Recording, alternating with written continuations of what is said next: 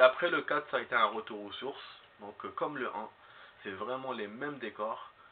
Voilà, c'est des décors qui se ressemblent, avec un peu d'action bien sûr, un peu de véhicules. Donc c'est vrai que ça reste quand même plus libre que le 1, mais voilà, mais pour moi c'est des décors qui se ressemblent. On est dans la même ville, on est en Égypte, on joue que là-bas quoi.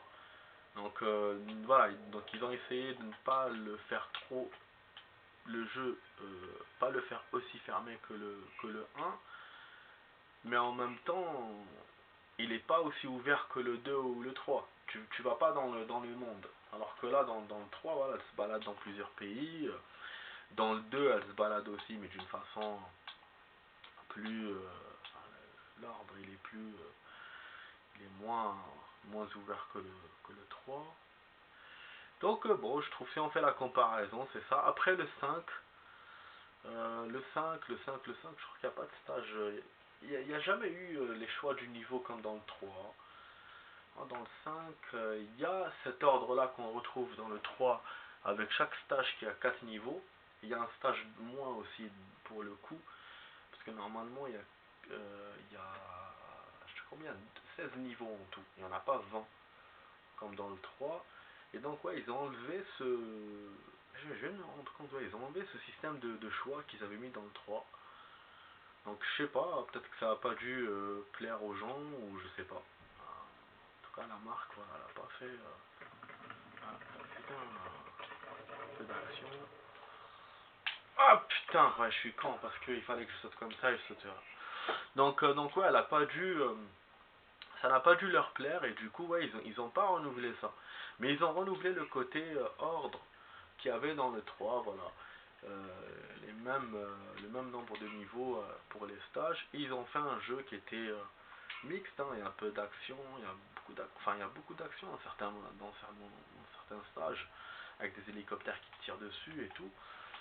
Et il y a le côté Indiana Jones aussi, le côté un peu magique, science-fiction, voilà, qu'ils avaient renforcé dans le 4 d'ailleurs, le côté science-fiction avec les momies là qui t'attaquaient et tout.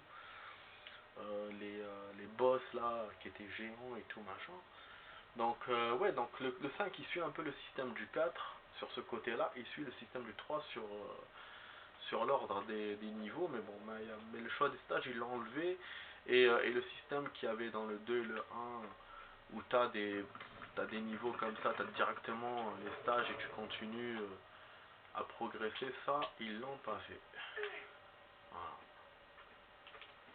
Bon, ok, bah c'est cool, on a un petit piège, un petit truc à appuyer.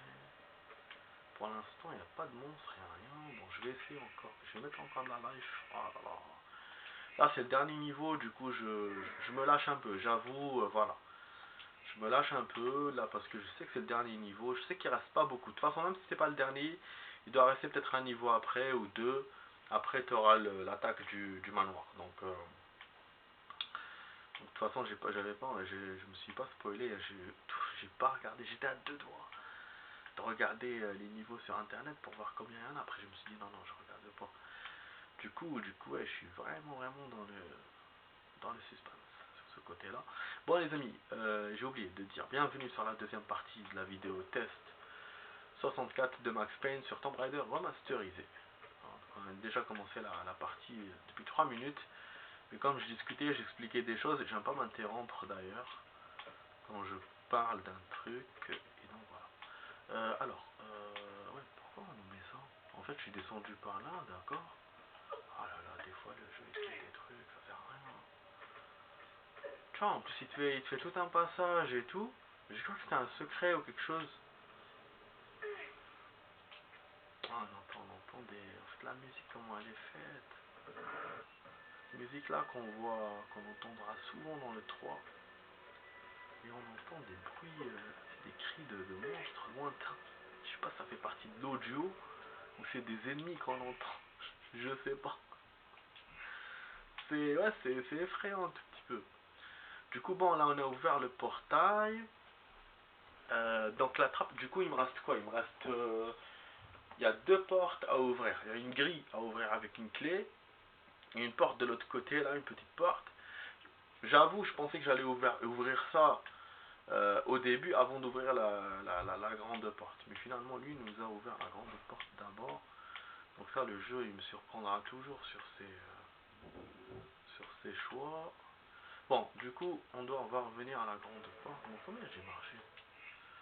Voilà, quand même on commence à marcher. Les objets je trouve pas. Il se peut que ça soit comme le niveau précédent en termes d'objets. Je trouverai pas tous les objets. Bon là on peut sauter, ça va nous mener en bas. Je pense. Voilà. Je pense qu'il y avait quelque chose à récupérer, peut-être un secret. Je sais pas, c'est possible. Possible. Ah oui, c'est pas la peine de venir par là, il faut que j'aille là-bas pour le portail. Bon, il faut que je surveille, il se peut qu'il y aura des ennemis. Alors pas qu'on s'étonne. Ok. Non, c'est pas cette porte là que j'ai ouvert. Ah non, ne me dis pas qu'elle s'est refermée. Non, elle s'est ouverte. Ah ok. Ok, le poisson, on peut pas le buter. On profite, là on va le buter. Comme ça il ne gêne plus. Allez, super, yes.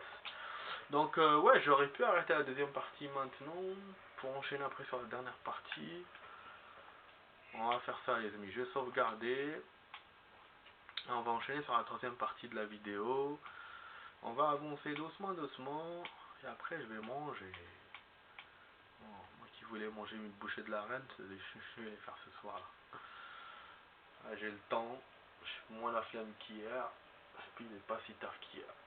Donc allez les amis, à tout de suite pour la suite de la vidéo test. À tout de suite avec Max Payne.